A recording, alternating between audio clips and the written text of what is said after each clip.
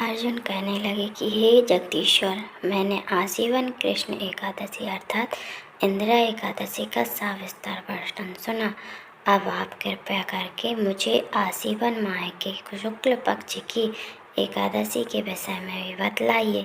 इस एकादशी का क्या नाम है तथा इसके व्रत का क्या विधान है? इसका व्रत करने से किस फल की प्राप्ति होती है?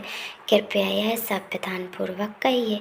भगवान श्री कृष्ण ने कहा, हे कुंती नंदन, आजीवन माह के शुक्ल पक्ष की एकादशी का नाम पंपा एकादशी है। पंपा एकादशी है, इसका व्रत करने से सभी पाप नष्ट हो जाते हैं। व्रत के अक्षय अर्जुन कहने लगे कि हे जगदीश्वर, मैंने आजीवन कृष्ण एकादशी अर्थात इंदिरा एकादशी का सविस्तार वर्णन सुना।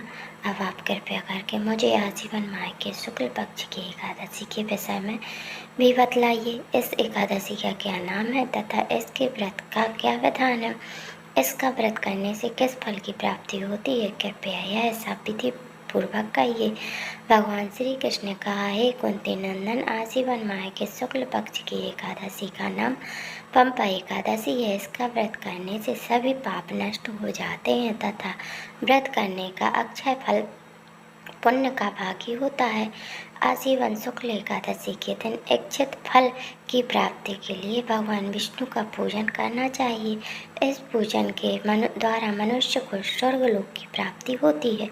हे अर्जुन, जो मनुष्य कठिन तपस्याओं के द्वारा मिलता है वही इस एकादशी के दिन क्षीर सागर में शेषनाग पर शयन करने वाले भगवान विष्णु को नमस्कार कर लेने से मिल जाता है और मनुष्य को यम के दुख नहीं भोगने पड़ते। मनुष्य को पापों से बचने का दृढ़ संकल्प करना चाहिए।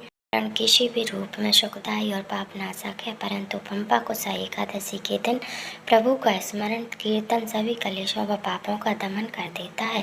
पंपा कुशा एकादशी व्रत कथा प्राचीन समय में विंध्य पर्वत पर क्रोधन नामक एक बहेलिया रहता था। वह बड़ा क्रूर था। उसका सारा जीवन हिंसा, लूटपाट, मद्यपान और गलत संगति पर पाप कर्मों में बीता। जब उसका अंतिम समय आया तब यमराज के दूत बहेलियों को लेने आए और यमराज के दूतों ने बहेलिये से कहा कि कल तुम्हारे जीवन दिन है, हम तुम्हें कल लेने आएंगे। यह बात सुनकर बहेलिया बहुत भयभीत हो गया और महर्षि अग्नि के आश्रम में पहुंचा और महर्षि अग्नि के चरणों पर गिरकर प्रार्थना करने लगा, हे महर्षि, मैंने जीवन भर पाप कर्म किए हैं। कृपया कर मुझे कोई ऐसा उपाय बतलाइए जिससे मेरे पास सारे पाप मिट जाएं और मोक्ष की प्राप्ति हो जाए। उसके निवेदन पर महर्षि अग्नि ने उसे आजीवन शुक्ल की पंपा कुशा एकादशी का विधि पूर्वक व्रत करने को कहा।